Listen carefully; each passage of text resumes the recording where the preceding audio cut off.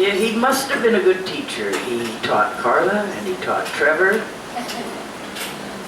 And he didn't teach me. I missed out on him. Isn't that awful? Who taught me? I gotta think. Mr. Daniels? Frank Shepard taught me. Mr. Daniels was anyone? No. Doug Smith, he became a new English teacher. Remember Doug? Or he maybe had gone already. He didn't stay long. I don't know why. So yeah, Doug Smith, Frank Shepard, Doug Stout. Remember Doug Stout? Yeah. I remember we were going into his room and he also taught social studies and he had a big map that you pulled down. Somebody had stuck a Playboy photo up on it and he pulled it down. And he never pulled it down looking at it. He always pulled it down looking at the class. And of course everybody was laughing. It was a riot. How about Mr. Mitchell? I don't remember Mr. Mitchell. I don't remember a lot of things anymore. Brain dead half the time.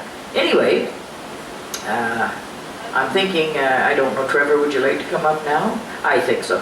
I'm just going to read a little bit of a bio for you, Trevor, because some of these people don't know how great you are. I do. But they don't know how great you are.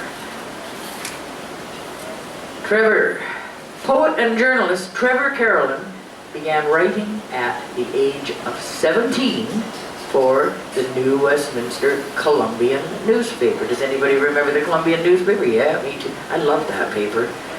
It looked better than all the rest.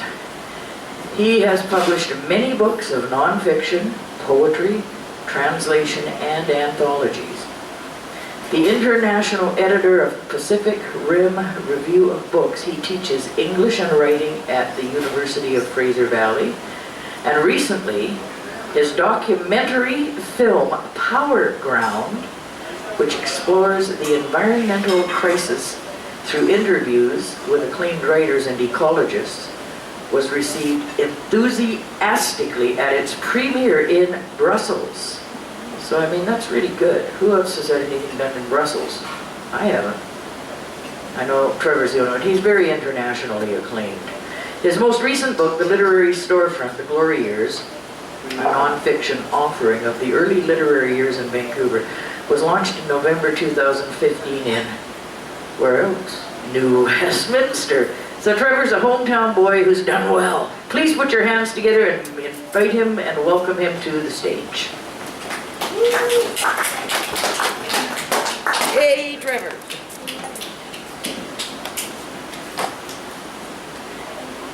Well,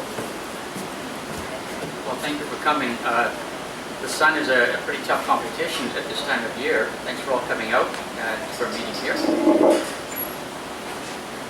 Thanks to Canvas for inviting me, and for sharing that poem at Carla about Sam. He was the guy who got me started. Really, another student in one of his classes, he got me going, got some of us published. He used to get us on the CBC Young Writers program on Sunday evening, and I remember getting my first major royalty check from the CBC after Sam got us on there, and it was $8, which seemed like a lot of money at the time. You know, $90 paid your rent for a month, so it was good for. I brought some material from a selection of books, and also from some new material. And I think I'd like to start off with one just simply because it's that time of year. It's called Backyard Garden Manifesto. It's working in the garden time when everybody's getting out and they're busy and throwing their backs out of shape and digging the dandelions out. So this is for all the homeowners out there. Waiting on the manure truck, we all sit around the kitchen, boots on, drinking coffee, then grinding gears, a squeal of air brake at the fence. Two fellas tromp up back of the dumpster and sink up the shins as she angles steep, squawking with hydraulic thrust. Her tailgate flaps like a giant anus, drops a steaming load on the East End blacktop. 3 rich yards of golden dung heaved up rye from Delta cow barns, sweating in late morning sun.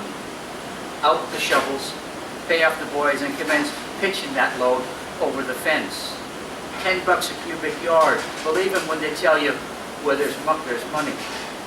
A pitching shovel heaves that cow turd up and over the backyard fence, spreads it thin and even with a touch of body English, and a digging spade, long handle, gets them hard to reach corners My sweetie strides on by in red rubber boots and says, "Don't go getting fancy there, fella. It all needs raking later anyways."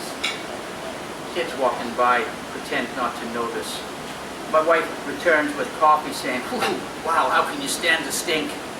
And old folks stop and chat. Yep, she looked fine last year, your garden. A little bit of heaven right here among all these buildings. Mind your back now. And there she is, a sunny vegetable garden. 5 months of summer eating and hearty kale all winter long. The native kid in leather never says a word, comes by. Pile getting small enough. "Man, that's right," he mumbles. "We need that stuff around here. Put a little country back in this here town." Then we load up buckets and dump them round poplars and boxwood, on grapevines and shrubs, on burdock for medicine, packed loose round berries and laurels, bamboo, lilac and honeysuckle, on fruit trees, the tulips, and the sweet young smell fills up the neighborhood. A good morning's work, decent sweat, worked up veteran sit-ups, and for days thereafter the rich barnyard perfume fills your nose like a sonnet stolen straight from the muse. Ah, springtime. That's